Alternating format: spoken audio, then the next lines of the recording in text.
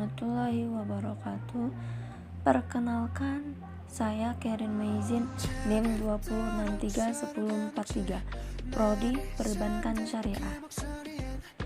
Baiklah, di sini saya ingin menyampaikan materi tentang 1. Pengertian ilmu jar wa ta'dil, 2. Sejarah perkembangan ilmu jar wa ta'dil, 3. Syarat berjarah dan pentakdil, 4. Tingkatan-tingkatan ilmu jar dan ta'dil. 1. Ilmu jar wa ta'dil adalah ilmu yang menerangkan tentang cacat-cacat yang dihadapkan kepada para perawi dan tentang pentakdilannya, memandang lurus para perawi dengan memakai kata-kata yang khusus dan untuk menerima atau menolak riwayat mereka. 2. Ilmu ini tumbuh bersama-sama dengan tumbuhnya periwayatan dalam iman, karena untuk mengetahui hadis-hadis yang syah perlu mengetahui keadaan rawinya.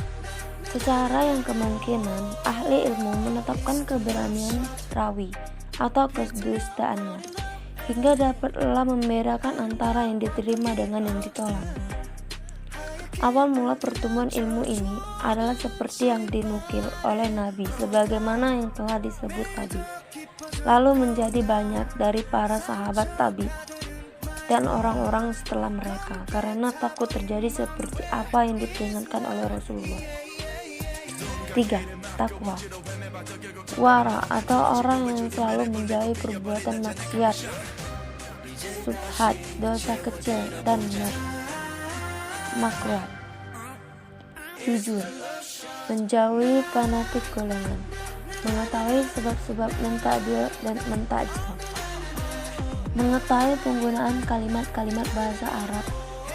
Dengan pengetahuan terhadap penggunaan kalimat-kalimat bahasa Arab, haruslah orang tersebut alim, berilmu pengetahuan. 4.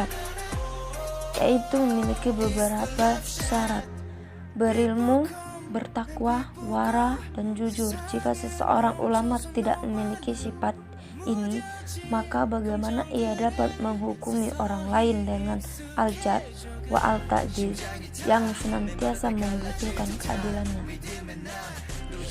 Mengetahui sebab-sebab untuk mentakdilkan dan mengajarkan. Al-Hafiz Ibnu Hajar menjelaskan dalam Satnal Nuhban bahwa takziah, pembersih terhadap orang lain, dapat diterima bila dilakukan oleh orang yang mengetahui sebab-sebabnya, bukan dari orang yang tidak mengetahui, agar ia tidak memberikan takziah hanya dengan apa yang kelihatan olehnya dengan sepintas tanpa mendalami dan memeriksanya.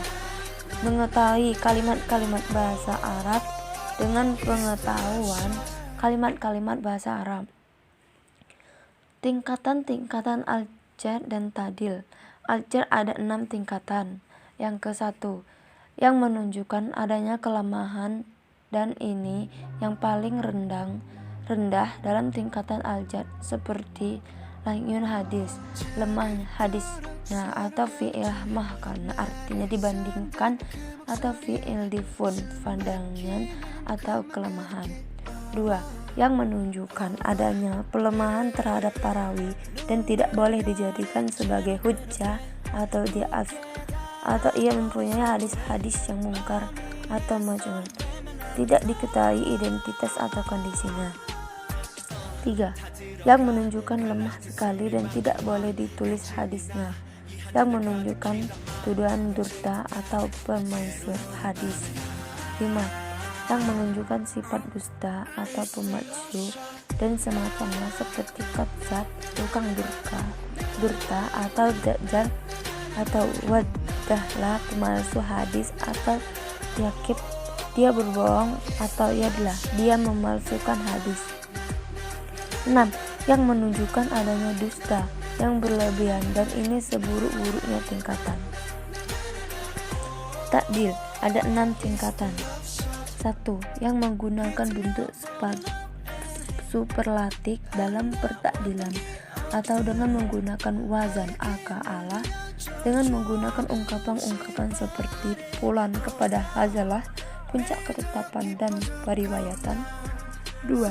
Dengan menyebutkan sifat yang menguat ketiadanya, keadilannya, dan ketepatan periwiyatannya, baik dengan lafaz maupun dengan makna. 3. Menunjukkan adanya persikahan tanpa adanya penguatan atas hal itu. 4. Adanya keadilan dan kepercayaan tanpa adanya isyarat akan kekuatan hafalan dan ketelitian. 5. Yaitu adanya pertisikahan atau celaan. 6. Isyarat yang mendekati celaan jaib. Baiklah, mungkin ini yang materi yang dapat saya sampaikan.